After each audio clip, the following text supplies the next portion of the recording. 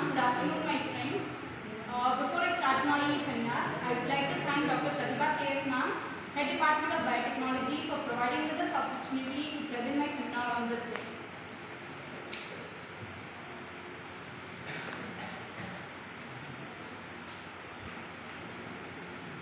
So, I am going to present a seminar on the topic blotting techniques. Before we enter into the topic, I would like to tell what are the things which we will be covering in this topic today. Definition of blotting technique, types of blotting technique, process of different types of blotting technique, applications of blotting technique, and the important questions. So we know that in this time we are studying with the topic paper genetic engineering. Anybody who can define what genetic engineering is? Anybody? Manipulation of genes. Genetic engineering is basically a process where we manipulate genes to obtain a desired product. Using its own organism. Using its own organism. Thank you, Nidhi. Thank you, Arpita. So, genetic engineering is a branch of biotechnology which deals with the identification, isolation of desired gene, and introducing the gene of interest into an organism, that is the host, to obtain the product of the rDNA. This technology is known as genetic engineering. Now, anybody who can tell me what is electrophoresis?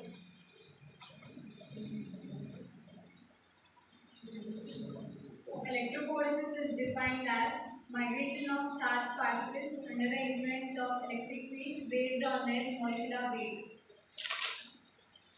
Thank you, Anya. Yes, electrophoresis is a laboratory technique used to separate DNA, RNA, or protein molecules based on their size and the electric charge. So now, let us enter into my topic. What is blotting technique? Blotting is a technique by which macromolecules such as DNA, RNA, and proteins is dissolved in a gel matrix transferred in a solid support. Detected with a specific crop. Thank you, Lekina. So, blotting is a technique by which a macromolecule such as DNA, RNA, or protein is dissolved in a gel matrix, transferred to a solid matrix, and detected with a specific probe. Okay, we tell probe. What is probe? Anybody? We are learning in our classes that it is transferred into a probe. The probes are used for the detection. So, anybody who can tell me what is probe?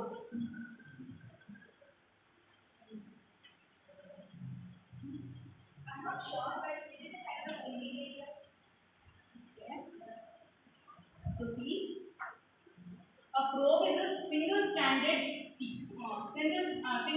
sequencer of RNA or DNA, which we use in the process. In the process of blotting technique, in the last process, it is a radio-labeled thing.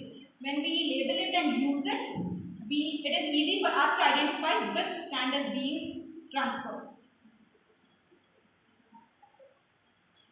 So now, types of blotting techniques. There are three major types of blotting techniques. They are as follow. First one is the subunit blotting used for the DNA.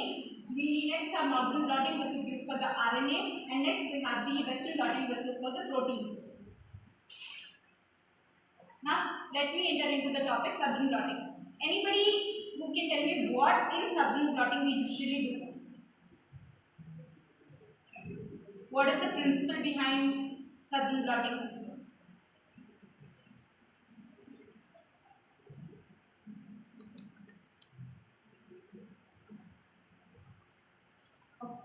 So this technique, the subunit blotting, the main principle is here in the third point. The technique is based on the principle of separation of DNA fragments by gel electrophoresis and identified by the label probe hybridization. So the main principle over here is to detect the separation of DNA fragments, and as we know the process of gel electrophoresis. First the gel electrophoresis process is being performed, and after that the blotting technique is being continued. So in the further slides, I will be explaining you about how the steps and procedure goes on. Steps involved in the subunit blotting. So first here we have the restriction digest, then we have the gel electrophoresis, then we have the denaturation, then we have the blotting, baking and blocking, and then we have the hybridization, and then we have the visualization. So these are the common steps, first step. Now we'll be dealing with it in detail.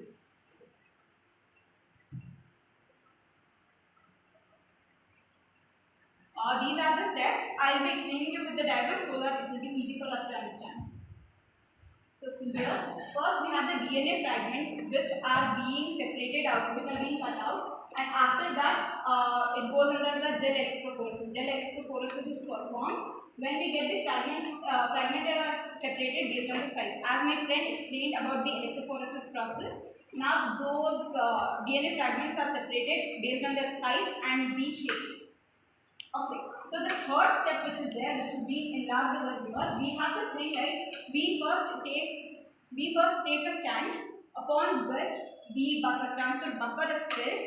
On the buffer we have a platform upon which a wrap is kept. Okay, filter paper kind of thing is kept, upon which we have the gel matrix.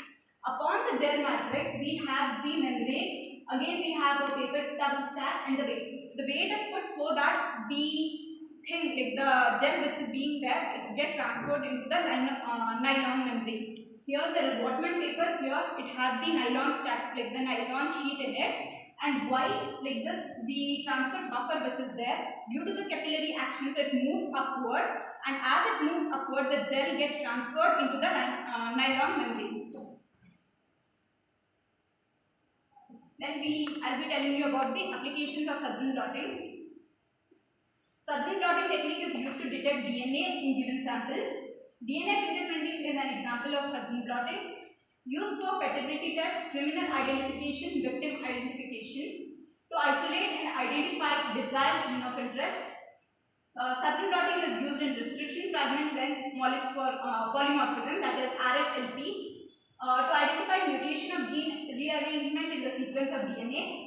Then we have Sutherland blotting is used in diagnosis of disease caused by genetic defects and also used in the identification of infectious agents. So this is all about Sutherland blotting. Next we'll be moving about to Northern blotting.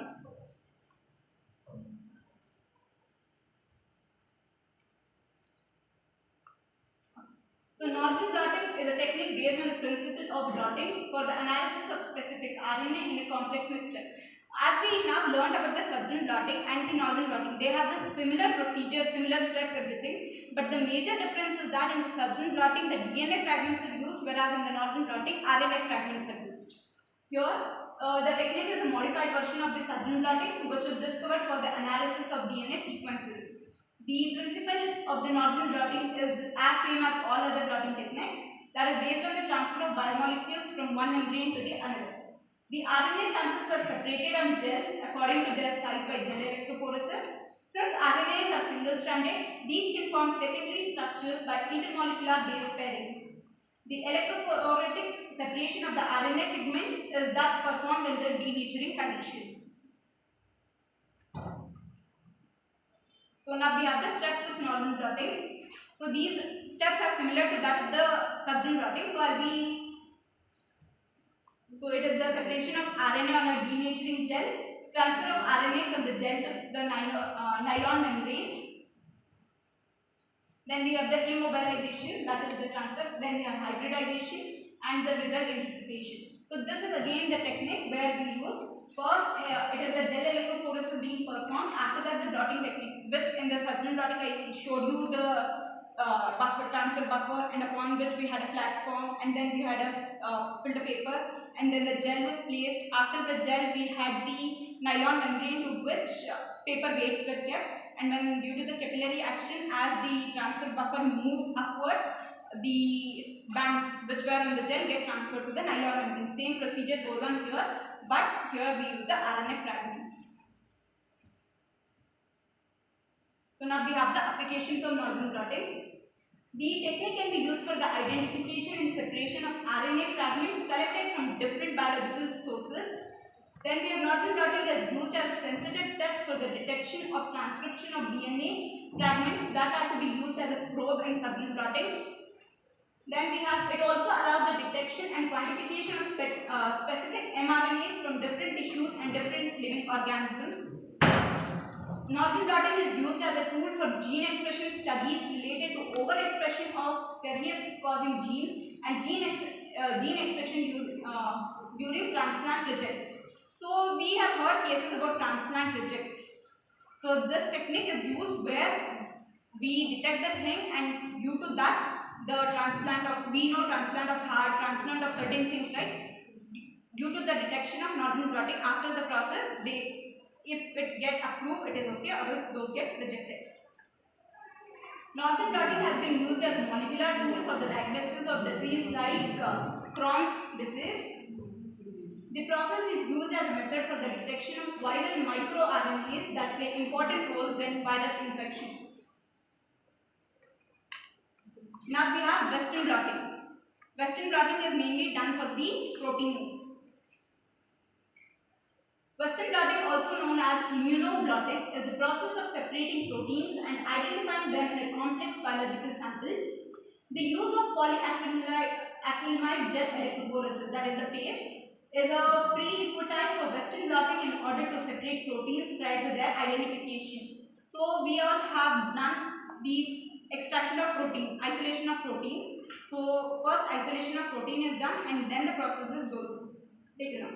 The principle of Western blotting is the interaction between the proteins and the probes used for the detection of the proteins. The proteins used for Western blotting are separated by gel electrophoresis to obtain them on a gel matrix. The proteins are then transferred to a nitrocellulose or polyvinylidene fluoride PVDF membrane. That is actually the nitrocellulose membrane is the mostly used membrane for the transfer of the gel matrices, where they are immobilized. The transfer of the protein is known as blotting. The procedure of Western blotting, it has the same procedure like the sample preparation, gel electrophoresis, protein transfer, immunodetection, then the result interpretation.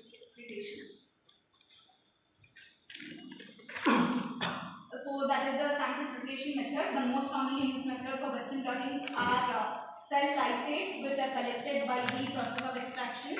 Then when I come to the gel electrophoresis, the protein sample is diluted with sample buffer and is heated and shaken for 10 minutes at 70 degrees Celsius. So the whole gel electrophoresis process is continued over there. Then we have the protein transfer and the immunodetection.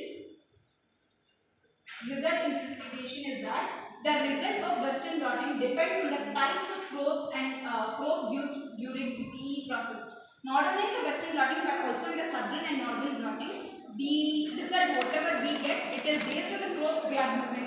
If the bands which are on the gel get transferred into the nylon membrane, we can tell that the probes have got attached to it and they have got electrified, they have got blotted everything. If they do not, when we wash the thing, the bands get washed away if they have not got transferred into the nylon membrane. If an enzyme conjugated secondary antibody is used, the reaction between the substrate and the enzyme produces a color. The solute dye is converted into an insoluble form, resulting in a different color on the membrane. In order to stop the development of a blot, the dye is removed by washing the membrane. As I told, the membrane is washed if it is not getting blotted up in the nitrocellulose membrane. The protein levels can be then evaluated by spectrophotometry. Now the applications of Western blotting. Western blotting is an excellent method with high sensitivity in order to detect a particular protein even in low quantity. Even with a small amount of protein sample, we can detect the thing. Western blotting has been used in clinical diagnosis of different diseases. The confirmatory test for HIV involves a Western blotting by detecting anti-HIV antibodies in the serum. The technique has been used to quantify proteins and other genes projects in the expression studies. Since Western blotting detects the proteins by their size and ability to bind to the antibody, it is an appropriate for evaluating the protein expression in cells and further analysis of protein fractions during protein purification. Western blotting is also used for the analysis of different biomarkers like growth factors, cytokinesis, and hormones. So now here we have the differences or the thing like what it is between the southern blotting, northern blotting, and the western blotting. A procedure for identifying species for specific sequences of DNA is. I'll read out the thing. Can anybody tell me which process is that? Procedure for identifying specific sequences of DNA. Southern blotting. Procedure used to detect specific sequences of RNA by hybridization with complementary DNA. Northern blotting. Blotting procedure used to identify sequences, specific amino acid sequences in proteins. Western blotting. Okay. So, which technique uses cDNA probes? Which technique uses cDNA probes? It's northern blotting. And then, which technique uses primary and secondary antibodies? Primary and secondary antibodies. Western blotting. Then, involves agarose gel electrophoresis. Southern blotting. Then, which technique helps us to detect the specific protein? Western. So here is a chart in which we could actually memorize it easily by seeing the differences. Next important questions from my topic would be, what is blotting technique? What are the types of blotting techniques? What is southern blotting? Mention its procedure and applications. Similarly, we have what is northern blotting and what is western blotting, its procedures and applications. And my references were different. Thank you, ma'am.